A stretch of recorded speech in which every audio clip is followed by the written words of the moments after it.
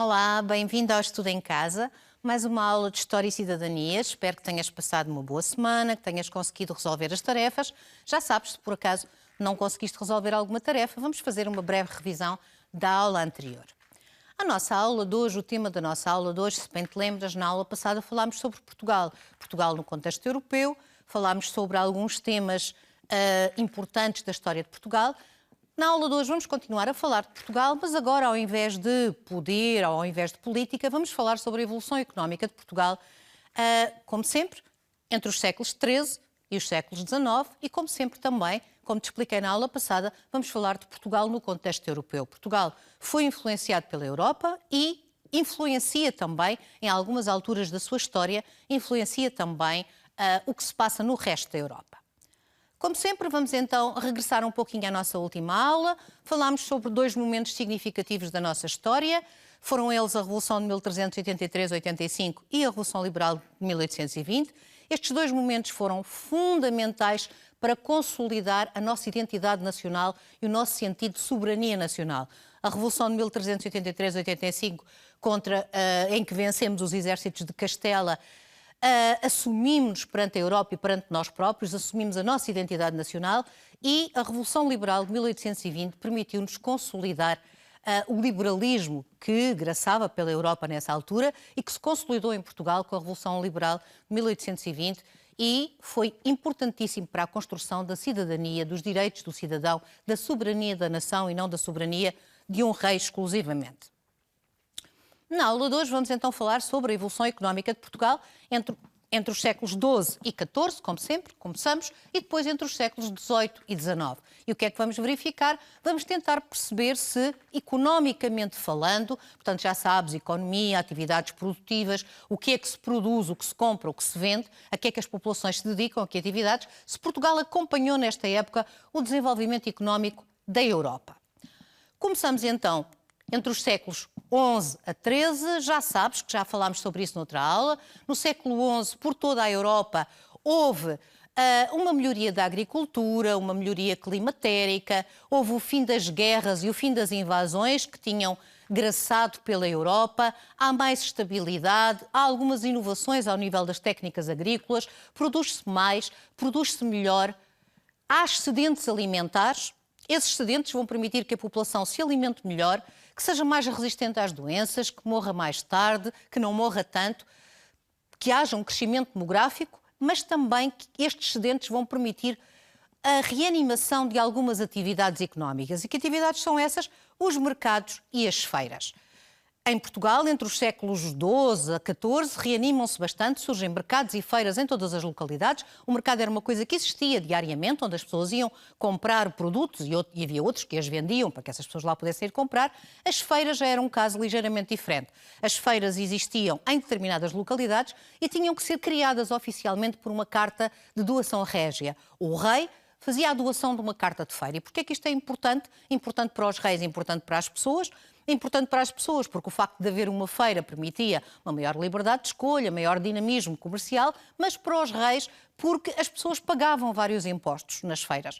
Pagavam portagens até chegar à feira, pagavam impostos para poder vender na feira ou para poder entrar na feira, ou seja, todo este dinamismo económico acaba por ajudar bastante também ao enriquecimento dos cofres dos reis. Nestas feiras e nestes mercados, à medida que vamos passando do século XI, XII, XIII, começa-se a generalizar o uso da moeda. Deixa de haver basicamente aquela troca direta, que era o que acontecia mais, e começa-se já a generalizar o uso da moeda.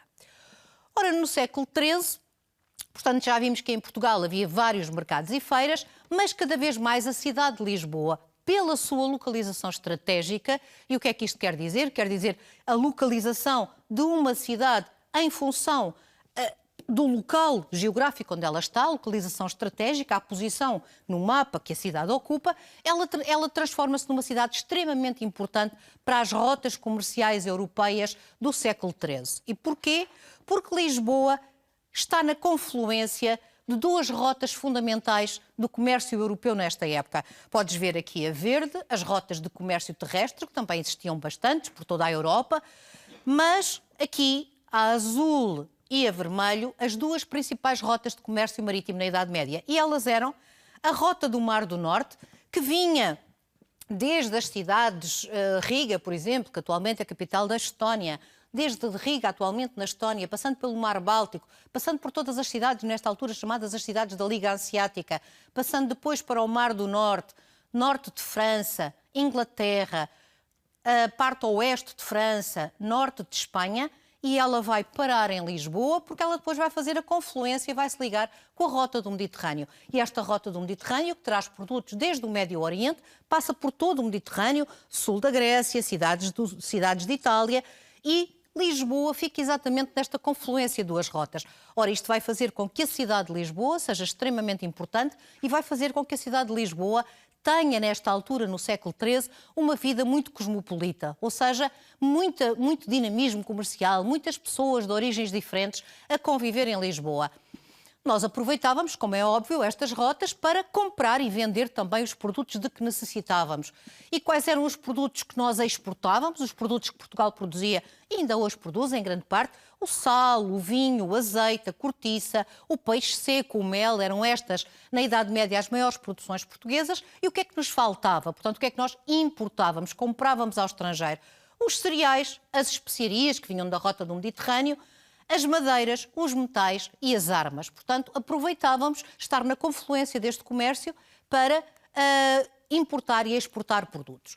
Vamos a esse propósito fazer uma pequena leitura da crónica de Fernão Lopes, a crónica de Dom Fernando I, de Fernão Lopes, sobre a cidade de Lisboa no século XIII. E dizia então Fernão Lopes: havia em Lisboa residentes de muitas terras, genoveses, prazentis, milaneses e lombardos, tudo habitantes atualmente da região de Itália, catalães de Aragão e de Maiorca, biscainhos, habitantes atualmente de zonas que hoje pertencem à Espanha, e corsins, habitantes do território que atualmente é França, e outros de outras nações a quem os reis concediam privilégios e liberdades. Estes traziam e levavam de Portugal muitas mercadorias. Portanto, repara na crónica de Dom Fernando, escrita por Fernão Lopes, a forma como já se nota e ele já vai marcar a presença de muitos estrangeiros em Lisboa. Ora, esta Lisboa medieval, extremamente desenvolvida, vamos ver se consegues agora identificar o que eu te vou perguntar sobre Portugal na Idade Média. Qual é a importância estratégica de Lisboa? Penso que vais dizer, sem dúvida, que a importância estratégica de Lisboa se deve ao facto dela ficar na confluência da rota do Mar do Norte e da rota do Mediterrâneo. E quais eram os produtos comercializados? Lembras-te quais eram? Então, Portugal exportava sal, vinho, azeite, cortiça, peixe seco, mel também, e Portugal importava cereais, especiarias, madeiras, metais, armas. Portanto, era esta a atividade económica fundamental, quer em Portugal, quer na Europa, entre os séculos XI e XIII. Esta Lisboa medieval do século XIII vai manter o seu estatuto de cidade comercial nos séculos XV e XVI. Ora, os séculos XV e XVI, e XVII inclusive, mas são o arranque da nossa expansão marítima. E Lisboa não só vai manter o seu estatuto de cidade comercial, como até o vai acentuar ainda mais, como a capital de um império. No século XVIII, vamos falar hoje de uma figura sobre a qual ainda não falámos e que foi bastante importante na história de Portugal, que foi o Marquês de Pombal. No século XVIII, o Marquês de Pombal vai construir uma nova Lisboa, a chamada Lisboa Pombalina, que é a Lisboa que qualquer pessoa pode conhecer hoje em dia. Hoje em dia, quando passamos principalmente pela zona da Baixa de Lisboa, a Lisboa que nós olhamos é a Lisboa Pombalina. Foi a Lisboa construída pelo Marquês de Pombal. Vamos verificar como é que nós passamos desta Lisboa, cidade comercial, primeiro da Idade Média, depois até dos descobrimentos, e vamos olhar um bocadinho para esta Lisboa Pombalina, porque é que ela teve que ser reconstruída pelo Marquês de Pombal. Quem foi então o Marquês de Pombal? Este senhor, Sebastião José de Carvalho e Melo. Ele foi agraciado com o título de Marquês mais tarde. Ele era originário da burguesia, não da nobreza. É o rei Dom José que o vai agraciar mais tarde com o título de Marquês, Marquês de Pombal. Ele vai retomar, vai ser uma figura importantíssima na história de Portugal. Ele vai retomar uma política mercantilista. E o que é o mercantilismo? O mercantilismo é uma teoria económica, digamos, que defende a acumulação de riqueza nos Estados. Ou seja, um Estado, um país, deve gastar o mínimo possível para acumular riqueza nesse país. Ora, e como é que se consegue isso? consegue-se isso tendo uma balança comercial positiva, ou seja, exportando mais do que aquilo que se importa, vendendo mais do que aquilo que se compra. Até nós sabemos na nossa vida, não é? Se nós gastarmos mais do que aquilo que temos, ficamos com saldo negativo e na economia passa-se... É muito parecido, noutra escala, mas muito parecido. Então o Marquês de Pombal vai defender a acumulação de riqueza do Estado, o protecionismo económico, ou seja, aos produtos, proteger aquilo que é nosso, e o problema nesta altura é que todos os países pensavam da mesma maneira, isto levou a algumas guerras, mas em todo caso, proteger a nossa economia, não cobrar tantos impostos sobre produtos que eram fabricados em Portugal e, por outro lado, cobrar bastantes impostos ou até proibir a importação de produtos que não eram portugueses. Portanto, esta política económica chama-se o protecionismo económico, no âmbito do mercantilismo. Ele vai também reforçar o papel do Estado, não te esqueças que estamos na altura do Estado absoluto. Ele vai reforçar o papel do Estado com a criação da Junta do Comércio, entre muitos outros organismos, e vai alargar bastante aquilo que nós chamamos o aparelho burocrático do Estado, a quantidade de secretários, secretarias, ministros, de pessoas que trabalham para o Estado. E penso que é fácil perceberes isto. Se o Estado quer tomar conta de tudo, então o Estado tem que ter pessoas em vários locais a tomar conta de tudo. Ele vai liderar o plano de reconstrução de Lisboa, daquilo que falámos há pouco, após o terremoto de 1755. Já vamos ver um pequeno vídeo sobre o terremoto. Isto foi fundamental, mais uma das tragédias que assolou Portugal e que foi terrível no século XVIII. Ele fomenta também o comércio, e bastante. Ele fundou várias companhias, cá em Portugal, como a Companhia das Vinhas do Alto Douro, mas também dinamizou bastante o comércio com o Brasil. Ele vai apostar na modernização da indústria, ele vai reformar a Real Fábrica de Sedas, vai instituir a criação oficial e a proteção de fábricas de lanifícios, de vidros, de manufaturas têxteis. E ele vai conceder subsídios e apostar na isenção de impostos para desenvolver economicamente Portugal. Ainda hoje é o que se faz quando se quer desenvolver economicamente o país, tentar conceder subsídios a quem queira abrir manufaturas e isentar de alguns impostos para que o dinamismo comercial possa ser uma realidade. Eu agora gostaria de mostrar um pequeno vídeo sobre a ação de Marquês de Pombal, extremamente interessante, onde nós podemos comprovar a reconstrução de Lisboa após o terremoto de 1755, o reordenamento urbano. Dia 1 de novembro de 1755, dia de Todos os Santos. Grande parte da população de Lisboa estaria nas igrejas rezando pelos seus mortos, quando, de repente... O primeiro tremor começou cerca de 15 minutos antes das 10 da manhã e durou 6 ou 7 minutos.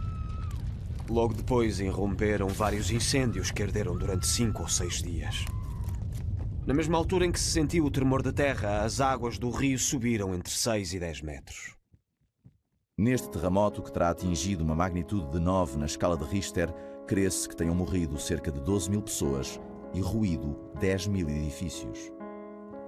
Perante a tragédia, destacou-se a capacidade de reação de Sebastião José de Carvalho e Melo, futuro Marquês de Pombal, ministro no reinado de Dom José I. O caos estava instalado, mortos para enterrar, feridos para socorrer e ladrões oportunistas para castigar. Para Sebastião José de Carvalho e Melo, reconstruir Lisboa foi uma prioridade. Até 1755, Lisboa era uma cidade de estrutura medieval, desorganizada, com ruas estreitas e bairros formados à volta das igrejas. Perante a destruição, foi concebido um plano revolucionário para a cidade, planificando-a de acordo com o espírito racional do iluminismo. Manuel da Maia, engenheiro-mor do reino, dirigiu a equipa encarregada de planear a nova cidade de Lisboa. Foi criada uma planta retilínea com ruas largas, paralelas e perpendiculares que faziam a ligação entre a Praça do Rossio e a Praça do Comércio. A cidade passou a ter saneamento e passeios para os peões, as ruas organizaram-se por ofícios, como a Rua Áurea, dedicada à ourivesaria, e a Rua Augusta, onde se concentravam os mercadores de tecidos. Esta rua foi ligada por um arco à Praça do Comércio, a sala de visitas da cidade de Lisboa, que corresponde ao antigo Terreiro do Paço. No meio da praça encontra-se ainda hoje a estátua equestre de Dom José I, cujo reinado foi ofuscado pela figura do Marquês de Pombal. Os edifícios da nova cidade apresentavam um desenho semelhante. No rés do chão havia lojas, no primeiro piso escritórios, nos dois seguintes e na mansarda habitações. As fachadas eram simples e pintadas a amarelo jalde. Todos os edifícios possuíam agora paredes com quebra-fogo e um sistema antissísmico, a estrutura em gaiola. A cidade foi reconstruída em moldes inovadores, que serviram de inspiração para outras cidades. Mas para não esquecer 1755, a igreja do Convento do Carmo foi mantida em ruínas. Supõe-se até que a conhecida expressão popular cair o Carmo e a Trindade tenha tido a sua origem nesta época devido ao desabamento da igreja do Carmo e da igreja da Trindade. Odiado por uns, elogiado por outros, o Marquês de Pombal ficou para sempre ligado à tragédia e à Baixa Pombalina de Lisboa. Portanto, já podemos comprovar neste pequeno vídeo a importância do Marquês de Pombal. Vamos então agora consolidar e sintetizar um pouco. O Marquês de Pombal implementou medidas mercantilistas em Portugal que levaram ao desenvolvimento comercial e manufatureiro. Repara que nós chamamos manufatureiro, não chamamos industrial, porque normalmente antes de ocorrer a Revolução Industrial nós não utilizamos a palavra indústria, usamos a palavra manufaturas, mas sempre que vires desenvolvimento manufatureiro tem a ver com o desenvolvimento daquilo que hoje chamaríamos indústrias. Ele vai reforçar o poder do Estado através da criação de vários organismos e ele vai reforçar a posição social da burguesia. Apesar de ele ter sido, como eu te disse no início, agraciado por Dom José, filho de Dom João V, ele ter sido agraciado com o título de Marquês de Pombal, ele não vai esquecer que veio da burguesia e percebe muito rapidamente que a burguesia é o grupo que dá o dinamismo que uma economia precisa. A burguesia, recompensada com privilégios pelo Marquês de Pombal, vai se transformar numa elite que fica do lado do Estado, porque percebe, pelo menos durante a vigência de Marquês de Pombal, que o Estado está do seu lado e que o Estado a apoia. Ora, esta Lisboa pombalina, que Marquês de Pombal construiu depois do terremoto como uma cidade segundo os parâmetros iluministas da época e que serve, como visto no vídeo, vai servir depois de exemplo a muitas outras cidades da Europa, vai dar lugar 50 anos depois a uma Lisboa um bocadinho abalada pela Revolução Liberal. Muito rapidamente, 1755, começa a reconstrução de Lisboa. Ora, uma reconstrução de uma cidade desta envergadura demorou bastante tempo. E logo, passados pouco mais que 50 anos, Portugal sofre as invasões francesas. Em 1800, no início do século XIX, os franceses invadem Portugal, como tu sabes. Portugal passa por um período extremamente conturbado, as invasões francesas, a saída da família real para o Brasil, o consulado do general Beresford, que veio dominar Portugal, a crise económica que se vivia em Portugal, a própria Revolução Liberal, a guerra civil que depois se viveu entre absolutistas e liberais. Óbvio que tudo isto não pode ter deixado, digamos que a nossa economia em bom estado, não deixou mesmo de todo. E entramos num período pós-Revolução Liberal, ao qual nós chamamos o período da regeneração ou fontismo. E fontismo porquê? Porque a figura, uma das figuras, não foi a única, mais marcantes em termos de medidas económicas desta época foi o ministro Fontes Pereira de Melo, que vai conseguir uma grande, mas grande mesmo, modernização do país. Nós vamos ver mais um pequeno vídeo sobre o período da regeneração e o fontismo.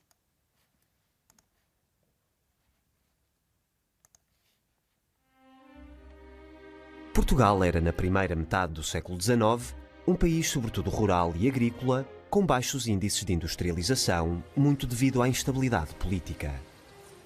Mesmo na agricultura existia um grande atraso. Solos pobres, muitos terrenos incultos, fraca mecanização, pouco uso de fertilizantes e adubos, escassas vias de transportes e um mercado interno pobre.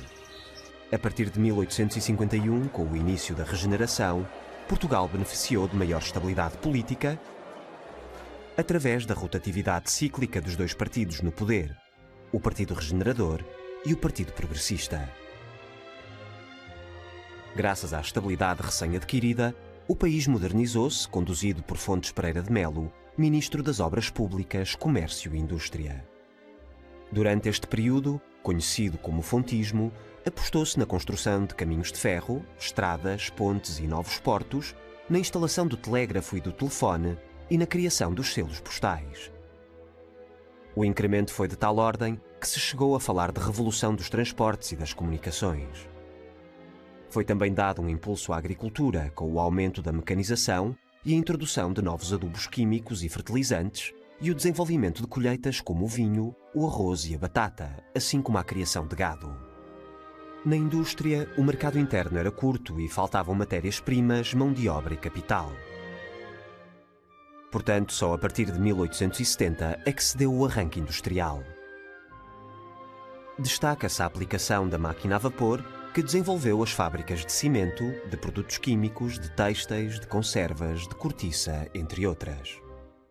No entanto, esta modernização foi feita recorrendo a empréstimos de bancos estrangeiros, especialmente a França e a Inglaterra, o que aumentou a dívida e a dependência externas, pois não havia produção interna suficiente para suportar todos esses investimentos. Portanto, já vimos aqui os principais feitos da época da regeneração, mas também os principais constrangimentos que vamos encontrar nesta época.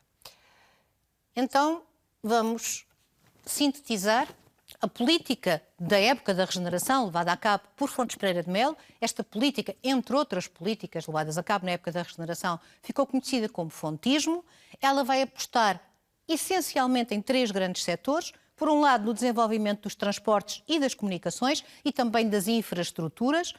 Portanto, temos aqui um exemplo da construção da Ponte de Dom Luís, ou, por exemplo, a instalação do telégrafo em Portugal e também do telefone nesta altura, a construção de portos, a construção de estradas, pontes, viadutos, etc. Aposta também na modernização da agricultura, através, por exemplo, aqui temos o exemplo do locomóvel. O locomóvel era uma coisa engraçada, o locomóvel era uma espécie de locomotiva, mas não para andar em carris de caminhos de ferro, para andar nas estradas, e que permitia até, muitas vezes, transportar máquinas agrícolas e ajudou na modernização da agricultura. A mecanização da indústria foi fundamental. Agora sim podemos falar de indústria em Portugal, pois temos a máquina a vapor instalada e temos grandes indústrias em Portugal. Há uma alteração, sem dúvida, da cultura e da mentalidade da população e uma modernização do país que se consegue no século XIX, nesta época da regeneração. Vamos então tentar sintetizar de que é que falámos em 3 épocas. Então falámos primeiro da Idade Média, entre o século XI e o século XIV. E o que é que se passou nesta altura? A criação de mercados, a criação de feiras, a criação até de feitorias. Portugal teve uma feitoria, por exemplo, em Bruges, extremamente importante, e depois em Antuérpia. A abertura de Portugal ao comércio europeu, devido ao facto de ficarmos na confluência de 2 importantes rotas de comércio marítimo da Idade Média e um grande dinamismo económico, comercial na Idade Média, inclusive na cidade de Lisboa. Depois falámos sobre o período pombalino, no século XVIII, a criação de companhias comerciais, o desenvolvimento de manufaturas e toda uma política mercantilista que, acima de tudo, tem como objetivo, digamos, a conservação de riqueza num Estado. Gostava de chamar a atenção para este documento, em que podemos ver no total aqui as nossas exportações no total e verificar como as nossas exportações vão aumentar nestes anos. Portanto, durante o período pombalino, durante o século XVIII, a forma como as nossas exportações aumentam. O terceiro período de que falamos foi a regeneração no século XIX.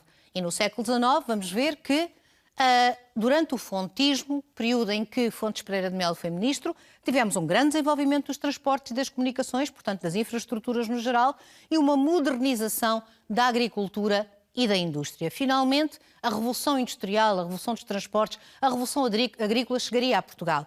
Eu gostava, no entanto, de chamar a atenção também para este pequeno documento, onde nós marcamos a linha verde das exportações de Portugal e a linha vermelha com as importações de Portugal. E gostava de chamar a atenção para uma coisa. Se nós olharmos isto durante a segunda metade do século XIX, se nós olharmos para a linha, quer a linha verde, quer a linha vermelha, elas mostram, apesar de terem subidas e descidas, numa linha há sempre subidas e descidas, mas nós temos que olhar para a tendência longa, ou seja, de onde é que a linha parte e onde é que a linha chega. Houve uma subida, na realidade. Houve uma subida das exportações, mas também houve uma subida das importações.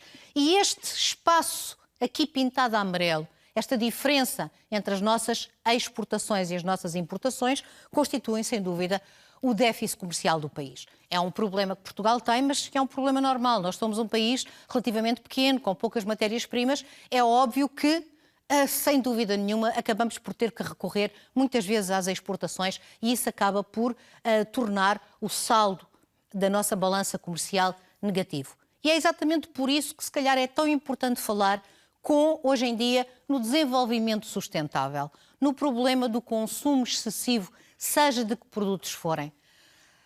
No passado não se pensava nisso, no passado, historicamente, como nós vimos, achava-se que a terra dava para tudo, que nunca se esgotava, que os recursos naturais não se esgotariam, mas hoje em dia somos cada vez mais confrontados com a realidade de que os recursos naturais não são eternos e não são inesgotáveis. Esta palavra sustentabilidade é uma palavra que pode ter diferentes acessões dependendo do contexto em que ela é utilizada, mas sem dúvida que a palavra sustentabilidade no que toca à economia tem a ver com um consumo responsável, tem a ver com uma exploração dos recursos que existem na Terra no seu geral, uma exploração responsável desses recursos.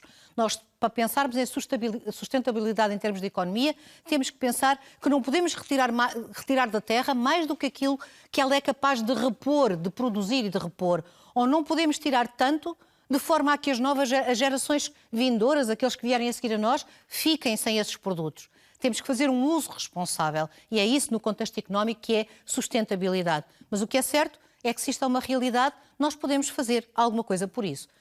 Já te falei em aulas passadas sobre os Objetivos de Desenvolvimento Sustentável da ONU, os 17 Objetivos para 2030. Repara que o próprio nome da medida são Objetivos para o Desenvolvimento Sustentável. Falámos inclusive na educação de qualidade, que é um dos objetivos, o quarto Objetivo de Desenvolvimento Sustentável, mas gostava de chamar a atenção para o comércio e o desenvolvimento económico, que tem que ser socialmente justo, sem dúvida nenhuma. E o comércio tem que ser socialmente justo porque nós temos que pensar que temos que pagar na justa medida àqueles que produzem. Vamos lá ver, não é que as pessoas que transportam mercadorias de um lado para o outro, que compram e vendem, têm um papel fundamental na economia, a economia não existiria sem elas, mas temos que tentar fazer com que o comércio seja cada vez mais justo, que quem produz receba a devida remuneração pelo seu trabalho. E falamos de agricultura, falamos de alguns países menos desenvolvidos que muitas vezes têm muitos problemas, vendem os seus produtos muito baratos e que depois acabam por ser vendidos muito caros e o lucro normalmente não é para eles. O comércio também tem que ser economicamente viável. Ele tem que ser, temos que comerciar de acordo com as nossas condições, quer condições geográficas, quer condições de posição estratégica dos países. E o comércio tem que ser, sem dúvida, ambientalmente sustentável. Se nós conseguirmos desenvolver um comércio que seja socialmente justo, economicamente viável e ambientalmente sustentável, nós estamos, sem dúvida nenhuma, a contribuir para a tal sustentabilidade que é, no mínimo, deixarmos este planeta Terra, se não conseguirmos deixar melhor do que aquilo que recebemos, pelo menos deixá-lo igual àquilo que recebemos, para que toda a gente possa usufruir dele. E às vezes podes pensar que isto são tarefas muito difíceis, ou pensar como nós pensamos, em um dia se calhar então vou-me dedicar a isso. Não, a altura para nós nos dedicarmos à sustentabilidade é já e é agora. A sustentabilidade é um dos maiores atos de cidadania que se podem praticar. E o que é que nós podemos fazer? Temos, sem dúvida nenhuma, primeiro que parar, pensar e mudar as nossas atitudes no dia-a-dia. E são atitudes às vezes tão fáceis, que nós conseguimos realizar de uma forma tão fácil. Separar o lixo, às vezes pode dar um bocadinho de trabalho, mas se entrar nas nossas rotinas, separar o lixo todos os dias, usar embalagens reutilizáveis, não custa nada. Portanto, ao invés de estar constantemente a desperdiçar o plástico, usar embalagens reutilizáveis e, por exemplo, voltar a uma coisa que já foi um hábito tão grande, comprar produtos a granel. Se calhar já ouviste a expressão, comprar produtos a granel, quer dizer não comprar em pacotes, comprar os produtos ao peso, aquilo que nós precisamos. E se calhar é uma coisa que até não só ajuda o ambiente, não só ajuda na sustentabilidade, como nos faz poupar dinheiro. Porque se reparares bem, quantas vezes é que nós compramos um pacote disto ou daquilo, que já nos é vendido em pacotes, e que nós compramos, usamos uma parte e ficou ali um restinho e depois, mas eu vou usar um dia. E acaba por ir para deitar fora. Não só contribui para aumentar o desperdício, como também não é um ato sustentável. Comprar produtos a granel é uma das formas, às vezes, de comprar aquela quantidade que nós precisamos de contribuir para esta sustentabilidade. Eu agora gostava de te lançar um desafio para esta semana. Gostava que tu em casa pensasses em 3 ações, inclusive aquelas que eu te disse, mas que pensasses em 3 ações que tu podes levar a cabo para uma economia mais sustentável. O que é que tu podes fazer? Gostava que pensasses nisso durante esta semana e depois, para a semana cá estaremos, Gostava de poder ouvir as tuas escolhas, mas para a semana cá estaremos para verificar quais foram as 3 ações que tu escolheste para contribuir para a sustentabilidade do planeta. Passa uma boa semana e até à próxima aula.